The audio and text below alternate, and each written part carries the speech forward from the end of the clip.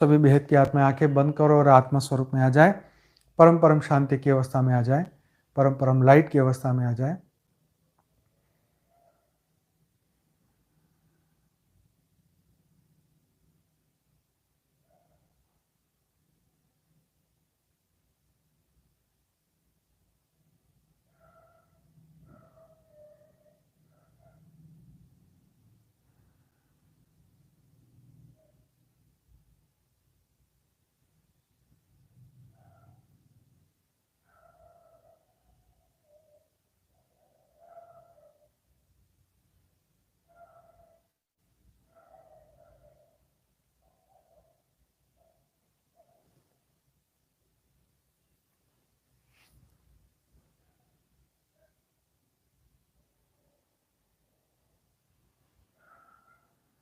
एकदम रिलैक्स हो जाएं, परम परम परम शांति की ओर, परम परम परम शांति की ओर, परम परम परम शांति की ओर, परम परम परम शांति की ओर आगे बढ़े।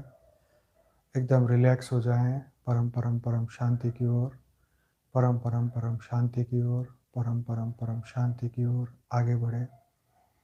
एकदम रिलैक्स हो जाएं, एकदम रिलैक्स हो जाएं।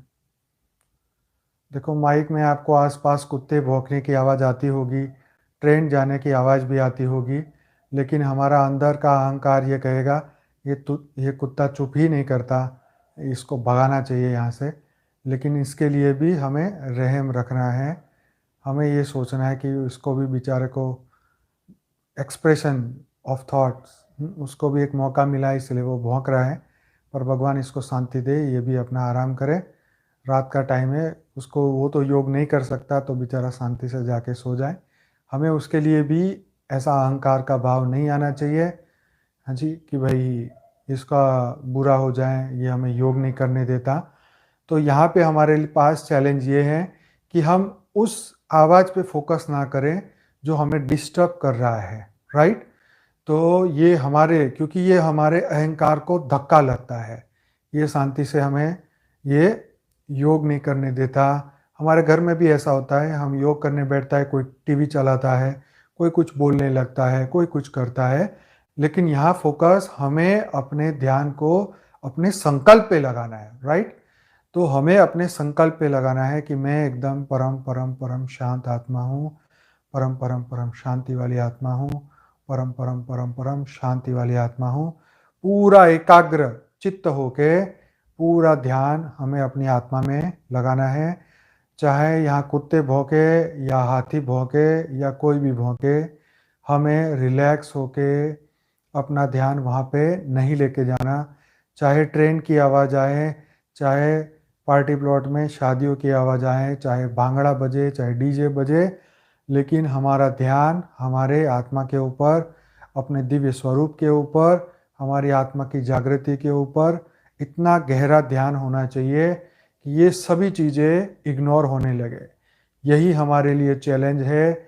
यही जीवन अगर शांति से जीना है तो ध्यान को एकत्रित करना सीख ले।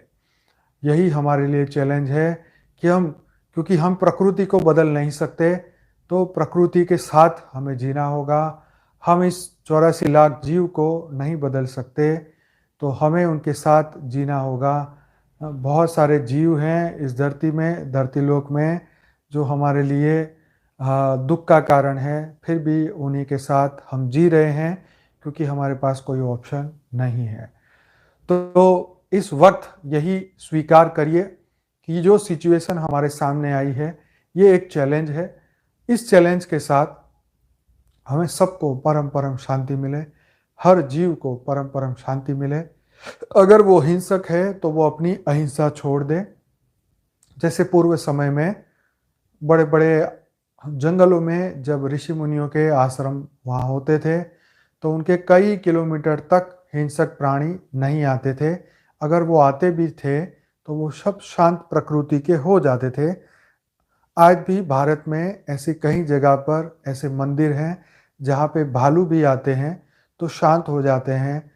और कई ऐसी ऐसी बहुत सारी जगहें हैं, हिंसक प्राणी भी शांत हो जाते हैं। तो ऐसे प्रूफ है कि वहाँ पे ऐसी शांति की आत्माएं हैं जो कि उनके मन को बदल देती है, उनके स्वभाव को बदल देती है। तो जब वो उनके स्वभाव को बदल सकती हैं, तो हमें भी अपने स्वभाव को बदलना है। हमें भी अहिंसा के गुण को डेवलप करना है।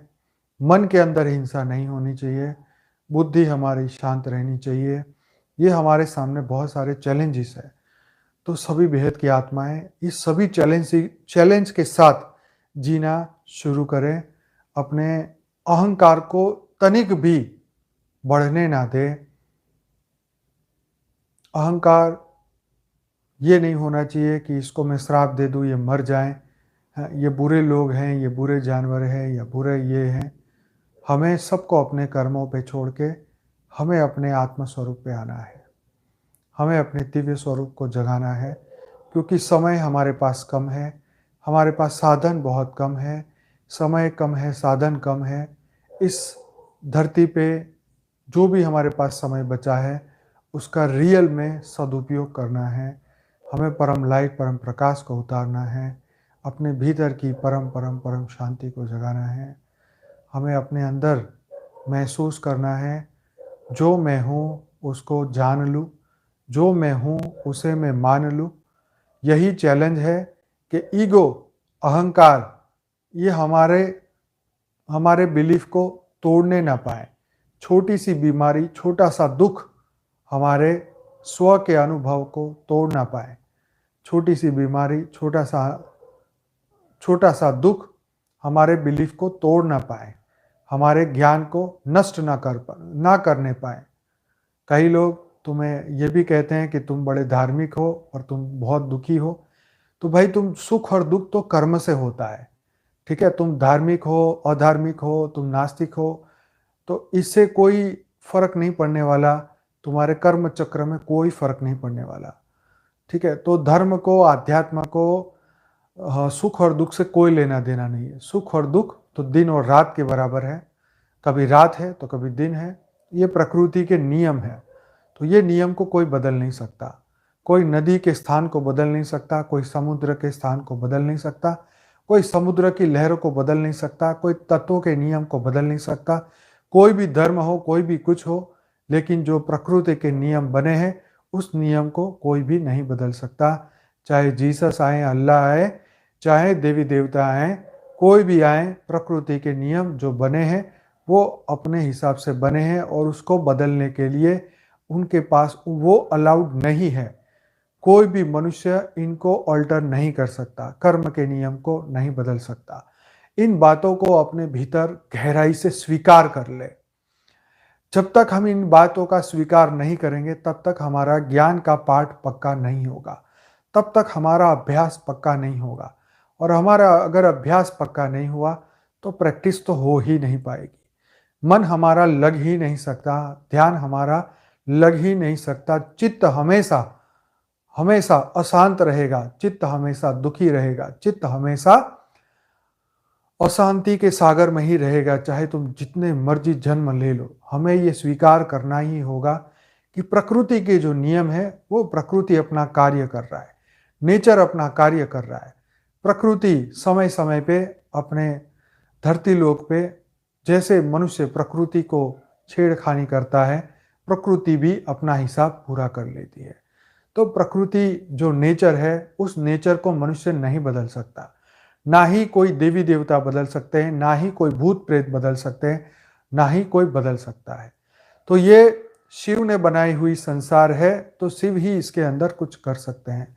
लेकिन शिव ने जो समय के लिए इसको बनाया है, उस समय से पहले वो भी इसे वाइंड अप नहीं करते। तो इसीलिए धरती पे प्रलय, अर्थ प्रलय, कल प्रलय, महाकल प्रलय, परम परम महाकाल प्रलय होते रहते हैं। तो इसलिए बेहद के दादाजी इस पूरे मल्टीवर्स, पूरे मृत्यु लोक को बदलने का ज्ञान दे रहे हैं, स्व परिवर्तन का ज्ञान दे रहे हैं। और हमारे भीतर जो अनंत शक्तियां छिपी है, अनंत ज्ञान छुपा है, जिससे ही ये स्व परिवर्तन हो सकता है, उसी से ही ये मन बदल सकता है, इसी से ही बुद्धि बदल सकती है, इसी से ही संस्कार बदल सकते हैं, इसी से ही हमारी स्मृतियां बदल सकती है। तो ये स्मृतियां बदलना जरूरी है, संस्कार बदलना जरूरी है। अगर हम ये स्मृति नहीं बदलेंगे तो वो स्मृति हमारे मन को उस उच्च लेवल पे कभी लेके नहीं जाने देगी।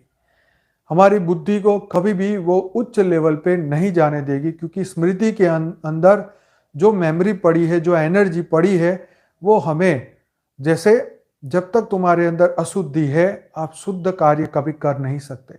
आप शुद्ध आपका मन हो नहीं सकता, शुद्ध आपकी चेतना हो नहीं सकती। शुद्ध चैतन्य, आप परम परम परम चैतन्य होते हुए भी आप उस चेतना का कभी भी अनुभव नहीं कर सकते, चाहे लाखों जन्म क्यों ना ले ले। तो उस चैतन्य, शुद्ध चेतना को अनुभूति करने के लिए आपको अपनी स्मृतियों को बदलना है, अपने संस्कारों को बदलना है, कर्म के फल को बदलना है। कर्म का फल भी सामने आए तो भी उससे मुंह मोड़ के, चाहे लॉटरी लग जाए, चाहे भिखारी बन जाए, लेकिन उसको, वो कर्म का सिर्फ फल है। उसने सिर्फ आपके, उसने कुछ समय के लिए आपको उस परिस्थिति में डाला है, उसने आपके भाग्य को नहीं बदला। उसने सिर्फ वो परिस्थिति को पैदा किया है, उसने आपके जीवन को तहस महस नहीं किया। वो आपकी आत्मा को नहीं बदल सकता। एक सिचुएशन आपके अज्ञान को बढ़ा सकता है, घटा सकता है, लेकिन आपकी आत्मा को खत्म नहीं कर सकता। आपके मन को ऊपर नीचे कर सकता है, लेकिन आपके अस्तित्व को खत्म नहीं कर सकता। इस जीवन में ऐसी कोई भी, ऐसी ना विषय है, ना वस्तु है, ना ऐसी कोई भी सिचुएशन नहीं है, ना ही वो अज्ञान है जो मनुष्य के अस्तित्व को खत्म कर सके, आत्मा के अस्तित्व को खत्म कर सके।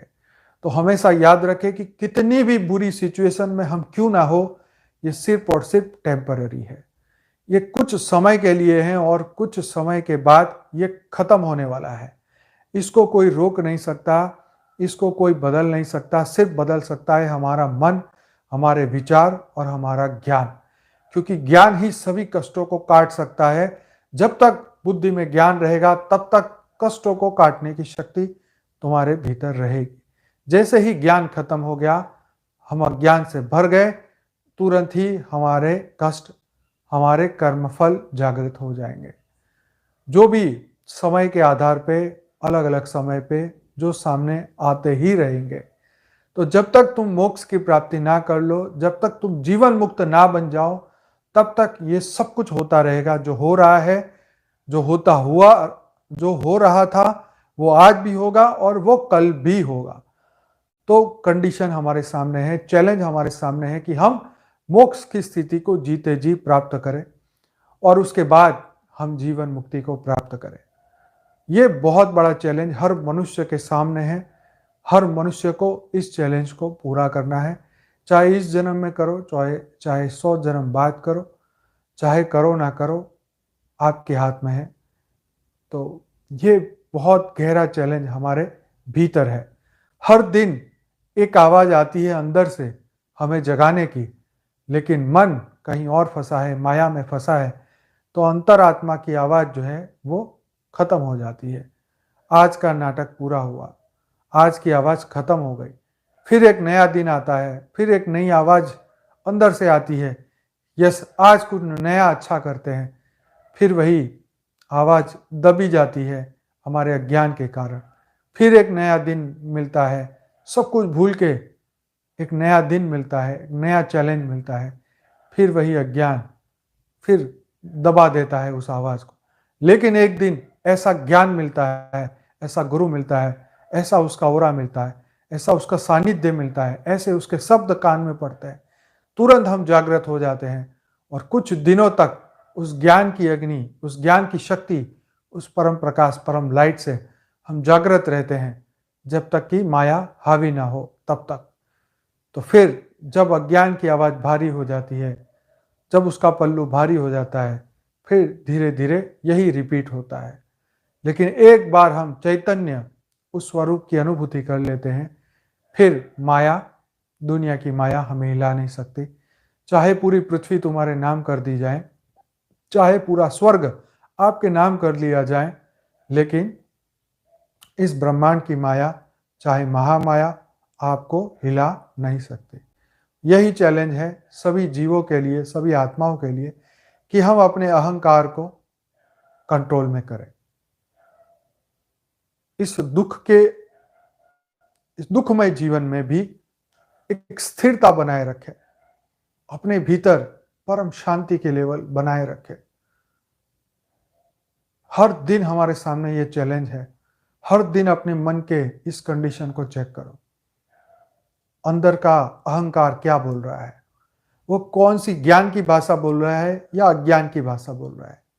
उसको आपको भाषा देनी है, आपको उसे शब्द देने हैं, आपको उसे भाषा सिखानी है कि वो क्या बोले क्या ना बोले।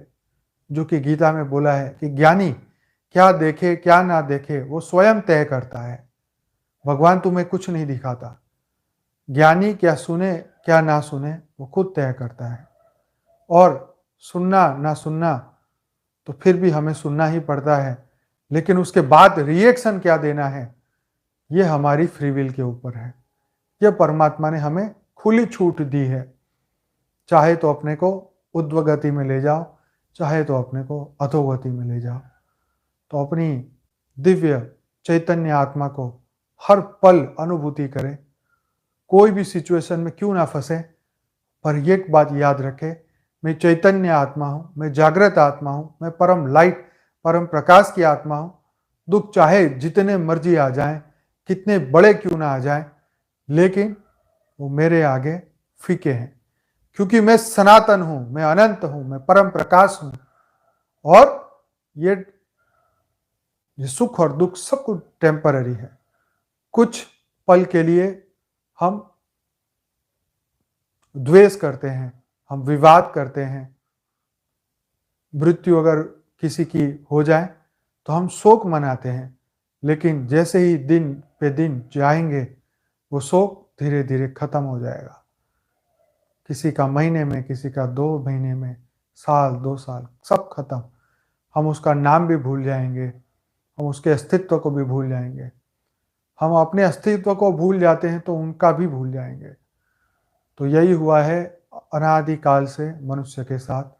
लेकिन अब हमारे पास ये चैलेंज है कि हम अपने अहंकार की भाषा को दबा दें, हम अपने मन की बातों को समझ जाएं। हम हमारे अंदर कौन सी भाषा चल रही है, कौन से टोन में अंदर की आवाज़ हमें बात बता रही है, उसके ऊपर फोकस करिए। यही स्व परिवर्तन का बैरोमीटर है।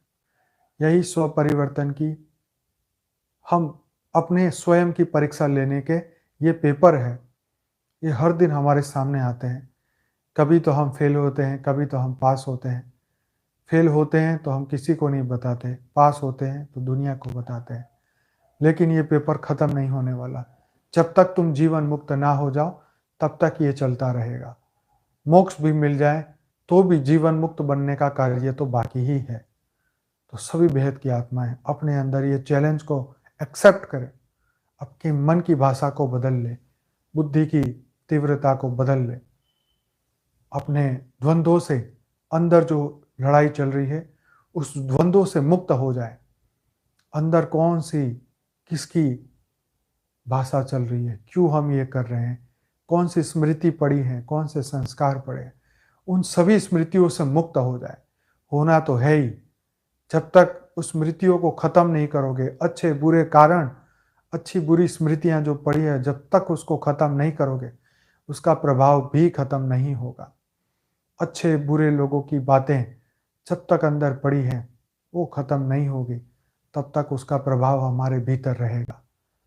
मान लीजिए आपको किसी ने एक श्राप दिया है, और जब तक आप उस श्राप को भूलेंगे नहीं तब तक वो तुम्हारा पीछा करता ही रहेगा, करता ही रहेगा, करता ही रहेगा। तो ऐसे हमें अपने आशीर्वाद को याद रखना है, अपने अनंत स्वरूप को याद रखना है।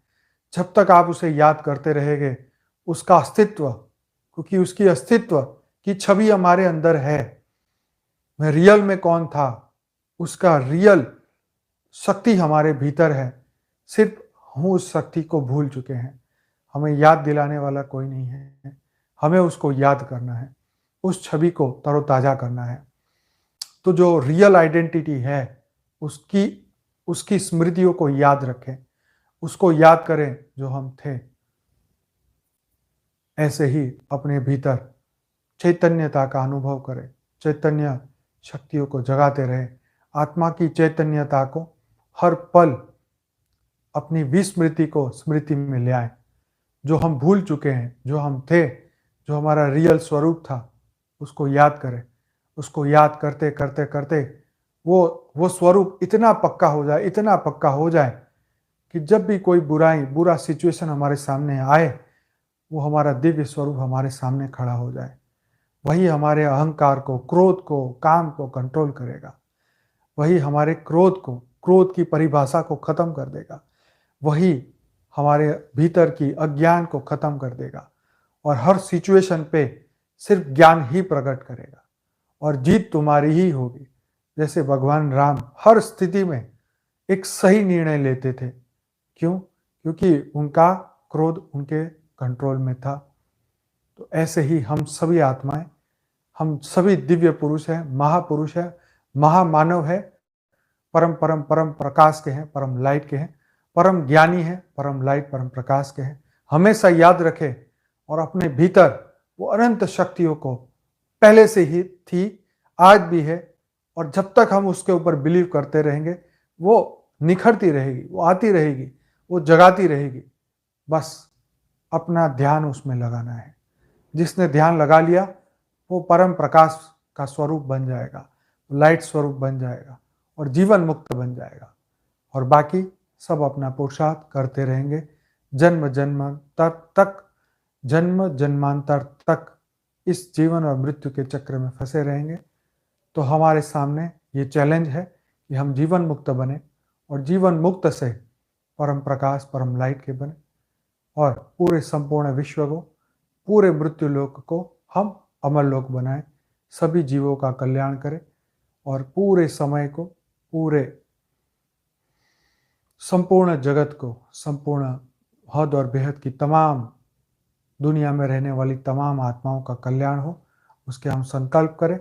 परम परम परम महाशांति के संकल्प करें। परम परम प्रकाश, परम लाइट चारों ओर फैल रही है, यह हम संकल्प करें। तो सभी बेहद की आत्माएं अपनी प्रैक्टिस बढ़ाते जाएं, आगे बढ़ते जाएं। आप सभी का बेहद का धन्यवाद, परम परम धन्यवाद।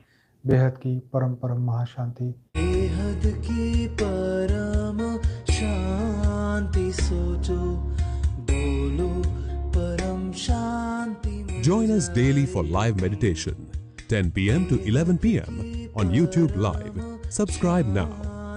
Website www.paramshanti.org. Email us anand@paramshanti.org. Like, share, subscribe. Join today. बेहद की